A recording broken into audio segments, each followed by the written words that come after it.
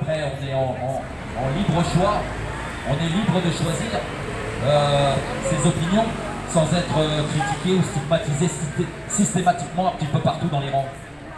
Voilà, il faudrait peut-être l'intégrer ça dans ce que vous êtes en fait, tout simplement.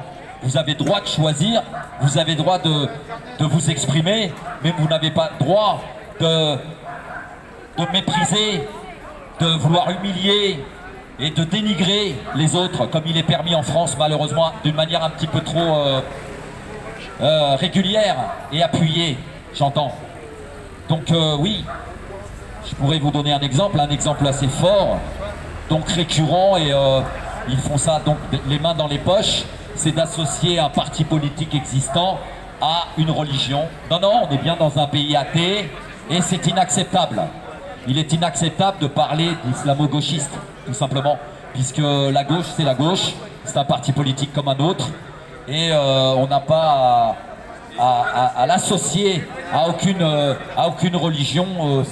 C'est pas respectueux ni pour les personnes, ni pour les pratiquants de ces différentes religions.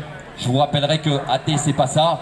Athée, c'est la reconnaissance et la connaissance de la diversité, et la tolérance, pas la tolérance et l'acceptation de n'importe quoi. Non, non, non, non, non, non, non, non, non. Juste on reconnaît, mais et on fait en sorte qu'on puisse vivre tous ensemble avec respect, en se respectant mutuellement, et bien évidemment en gardant les traditions françaises, en gardant l'esprit français. On n'a pas envie que ça parte, on n'a pas envie que ça disparaisse, on a envie que ça reste, que la France reste qu'on a toujours connue en fait, mais dans une diversité avec laquelle on a grandi et où on se respecte. Voilà, mais dénigrer systématiquement et faire une association d'une religion pour un parti politique, c'est inadmissible. Et pourtant, les mains dans les poches, depuis des décennies, c'est fait sur les plateaux télé et porté par ce qu'ils appellent les intellectuels, les influenceurs d'opinion.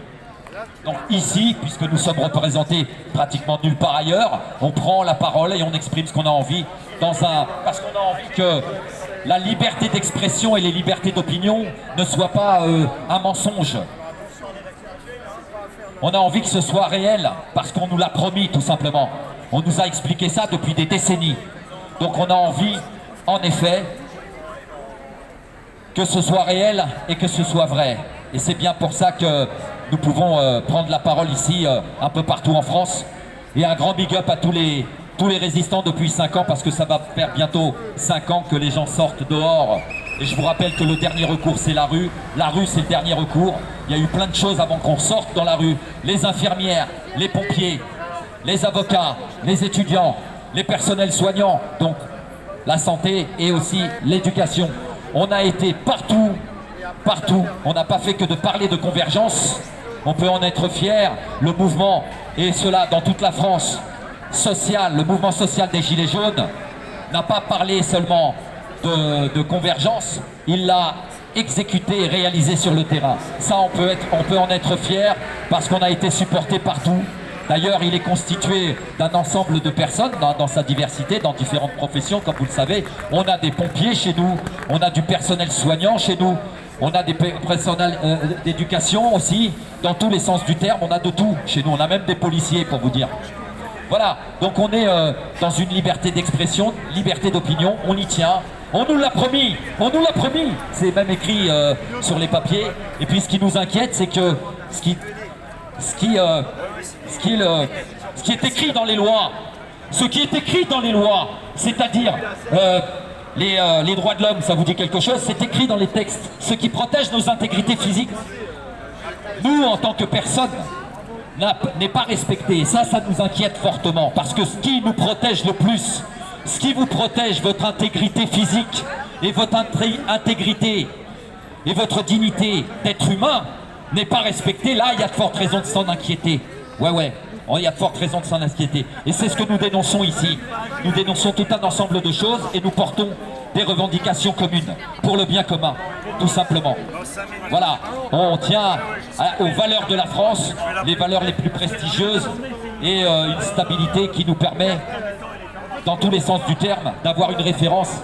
Nous étions connus pour notre système d'éducation en France, nous étions connus pour notre cuisine, pour notre diplomatie, pour justement ce qu'on devait être censé porter, mais réellement la liberté d'expression, la liberté d'opinion et de vivre tous avec respect. C'était peut-être avant. Maintenant, ça change beaucoup. Il y a beaucoup de témoignages qui peuvent être apportés dans toute la France, des personnes qui ont mon âge, qui peuvent vous dire qu'ils ne reconnaissent pas le pays dans lequel ils sont nés. Des personnes d'une quarantaine, d'une cinquantaine d'années. On ne les voyait pas comme ça, les années 2000, croyez-moi. On a le droit d'espérer mieux de l'évolution de l'humanité. C'est le moins qu'on puisse exprimer ici pour nous présenter, pour essayer de faire comprendre ce qu'on est venu faire dans la rue. Voilà, merci Fred pour ce merveilleux message de non à la guerre, parce que j'ai eu l'occasion de porter des drapeaux de paix également, qui vont dans le même esprit. Merci à lui, ça fait déjà plusieurs mois qu'il porte ce slogan, non à la guerre. Ben, c'est un truc pacifiste en fait. C'est qu'en 2023, on est dans nos pensées et on est physiquement impliqué dans ces pensées, dans ce que nous avons au plus profond de nous-mêmes, cet espoir fort que nous tenons, c'est un monde meilleur et qu'on puisse vivre dans la paix.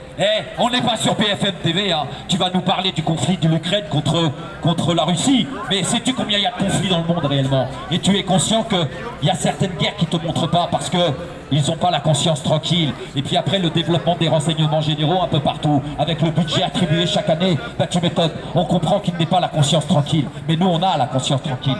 On est des gens respectables. On n'est pas des saints, on est des hommes, des pécheurs. Mais justement, si un homme parmi les autres, aussi simple qu'il soit, pécheur parmi les autres, peut tenir un discours comme je tiens aujourd'hui, eh bien, tous les hommes peuvent le tenir. Tous les hommes peuvent tenir un espoir de paix au niveau international, au niveau mondial. Et c'est la paix que la France a le mieux porté dans toute son histoire. C'est l'un des pays qui pouvait porter la paix, l'un des seuls pays qui pouvait le porter de la meilleure des façons. Ça n'a pas été le choix politique français, malheureusement. Voilà. Les énergies et les moyens auraient dû être consacrés.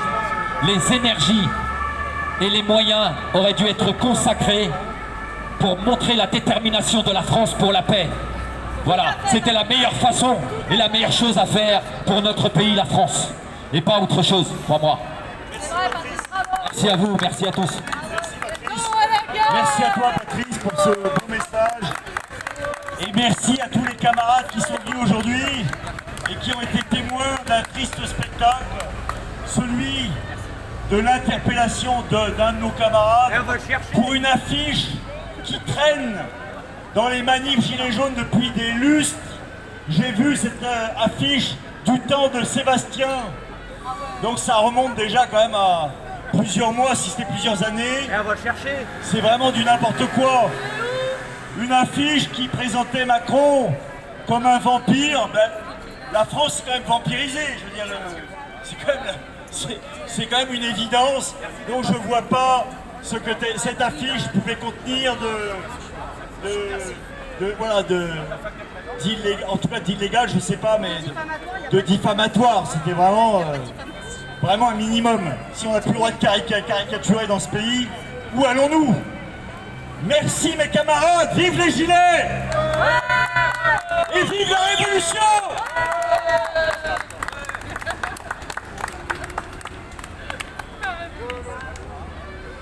Révolution! Révolution!